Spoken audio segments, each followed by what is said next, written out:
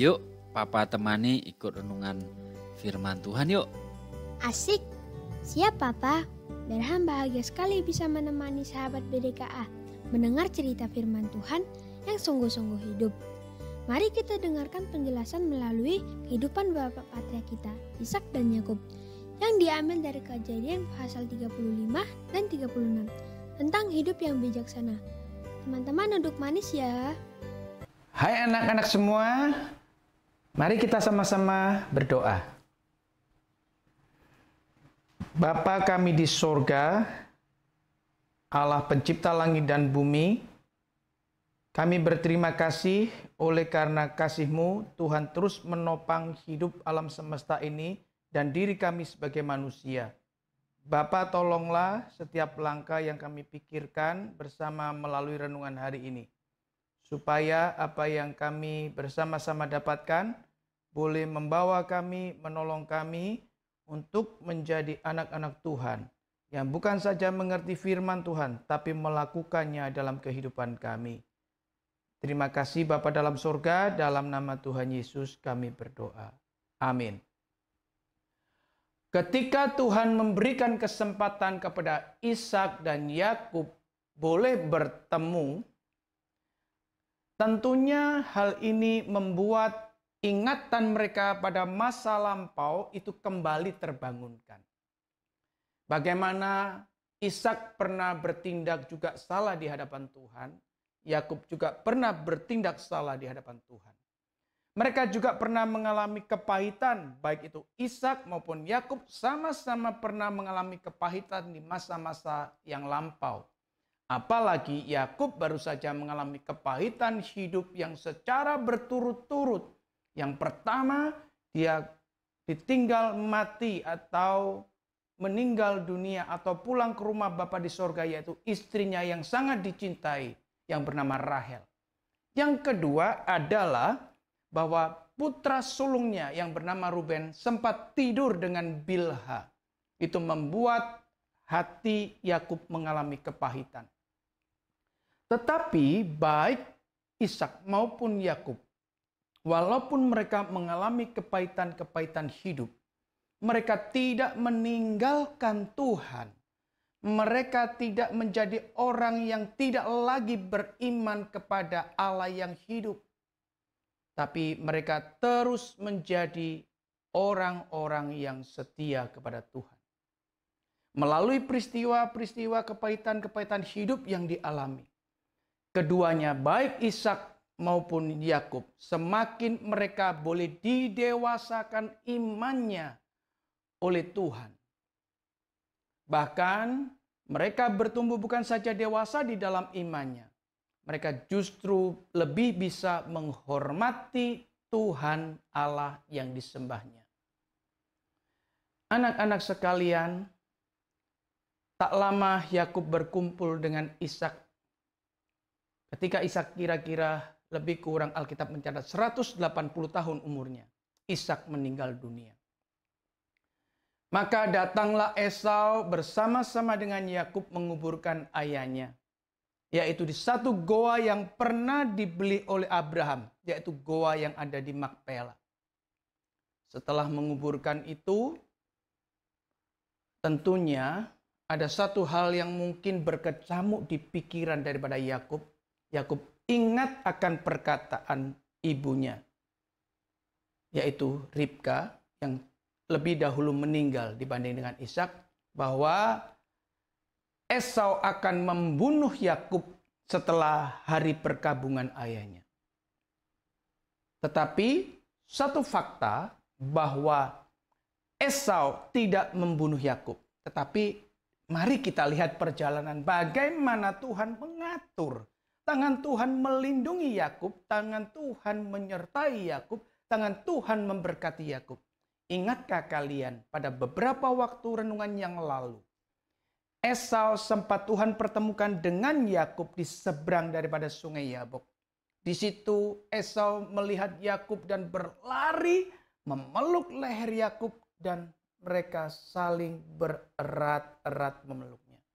Di situ kita melihat satu persaudaraan kembali terbangun dengan indah. Dan yang kedua ini, waktu mereka sama-sama bertemu di Mamre Kanaan, Esau tidak membunuh Yakub. Apakah karena Yakub melupakan hal-hal yang telah lalu? Tentunya tidak pernah lupa. Tetapi ini semua Tuhan atur bahwa tangan Tuhanlah yang melindungi Yakub sehingga Esau tidak membunuh Yakub. Esau diberikan kesempatan untuk mencicipi indahnya Kanaan oleh Tuhan ketika Yakub ada di Haran. Dan dari Kanaan ini, Esau mendapatkan harta benda yang begitu banyak. Mempunyai istri juga banyak. Mempunyai anak-anak juga banyak. Mempunyai pegawai-pegawai juga banyak. Di situ Esau diberikan kesempatan untuk menikmati Kanaan oleh Tuhan. Yakub mendapatkan kekayaan dari Haran yang juga begitu banyak dan sekarang dibawa ke Mamre Kanaan. Jadi tempat Kanaan ini tidak lagi cukup untuk menampung kedua keluarga, yaitu keluarga Esau dan keluarga Yakub. Bagaimanakah cara penyelesaiannya?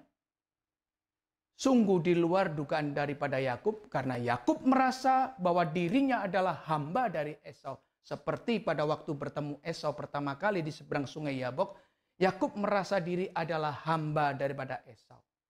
Di pikiran Yakub tidak ada sedikit pun untuk mengusir Esau dari tanah Kanaan. Tetapi sekali lagi pengaturan tangan Tuhan sungguh indah. Esau beserta seluruh istrinya, anak-anaknya, baik yang laki-laki maupun perempuan, seluruh harta kekayaannya termasuk ternaknya dan seluruh pegawai-pegawainya. Dengan sendirinya Esau berpamitan kepada Yakub untuk meninggalkan Kanaan. Dan Esau pindah ke daerah Seir yang ada di Edom. Anak-anak sekalian, kita melihat jikalau Allah yang berjanji melindungi, Allah yang berjanji menyertai dan memberkati dan berkata, tanah Kanaan yang pernah dijanjikan oleh Tuhan kepada Abraham dan Ishak menjadi milik Yakub, maka hari itu Yakub bisa menyaksikan dengan matanya bahwa Tuhan sendiri yang meletakkan Yakub di Kanaan dan memindahkan Esau beserta seluruh keluarganya ke daerah Seir di Edom. Anak-anak sekalian, ada satu perbedaan, yaitu bahwa keluarga Yakub adalah keluarga yang dimasukkan di dalam perjanjian Tuhan. Sedangkan keluarga Esau di luar perjanjian Tuhan. Yang di dalam perjanjian Tuhan tinggal di dalam Kanaan, yang di luar perjanjian Tuhan, Tuhan taruh di daerah Edom. Puji Tuhan, Yakub yang lemah, Tuhan lindungi dan Tuhan percayakan untuk terus menjadi umat perjanjian Tuhan. Dia harus tinggal di Kanaan. Anak-anak sekalian, jika percaya kepada Tuhan, percayalah dengan sungguh-sungguh. Jikalau Allah pernah berjanji kepadamu, percayalah dengan sungguh-sungguh. Kapankah Allah pernah berjanji kepadamu? Di manakah Allah menyatakan janjinya? Allah menyatakan janjinya di dalam Alkitab, firman Tuhan yang sudah tertulis itu. Percayalah bahwa Tuhan yang berjanji, Tuhan yang setia. Amin. Mari kita sama-sama tundukkan kepala dan kita berdoa. Bapa Sorgawi, kami berterima kasih kami boleh melihat bahwa pengaturan Tuhan atas umat Tuhan itu begitu indah dan begitu sempurna. Tuhan yang berjanji, Tuhan yang setia menepati janjinya. Yakub yang lemah, Tuhan jagai. Yakub yang tidak berdaya, Tuhan berikan penjagaan. Sehingga Yakub boleh kembali ke Kanaan. Seperti yang Tuhan janjikan untuk memilikinya, baik untuk dirinya sesaat maupun nantinya untuk keturunan-keturunannya. Tuhan, terima kasih. Kalau kami juga boleh memiliki Allah seperti Allah Yakub. Jadikan kami Tuhan untuk setia kepadamu bukan saja pada hari ini, tetapi untuk seterusnya. Sehingga pengalaman demi pengalaman hidup kami menolong kami untuk semakin dewasa di dalam iman kami kepada Tuhan. Dalam nama Tuhan Yesus kami berdoa. Amin. Wow, luar biasa. Bukan suatu kebetulan. Ternyata keturunan yang hidup dalam perjanjian Tuhan disucikan melalui setiap detail peristiwa yang terjadi. Sehingga hidup Bapak Patriark, demikian juga hidup Berham dan teman-teman BDKA menjadi bijaksana di hadapan Tuhan. Mari kita lanjutkan petualangan dalam kerajaan Allah dengan mempersiapkan diri dalam pembacaan dari Kejadian pasal 37 ayat 1-12. Bye-bye Sobat BDKA.